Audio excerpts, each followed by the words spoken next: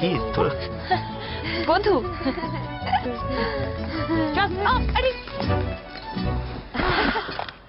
ছেলেদের গা থেকে কি সেক্সি একটা গন্ধ বেরোয় না, সিগারেট, আফটার শেভ। কেমনটা কেমন কেমন একটা হয়, যেন মনে হয় জড়িয়ে ধরে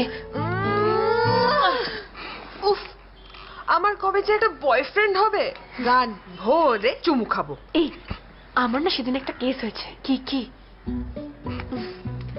আমি আর সঞ্জয় সিনেমা দেখতে গেছিলাম, and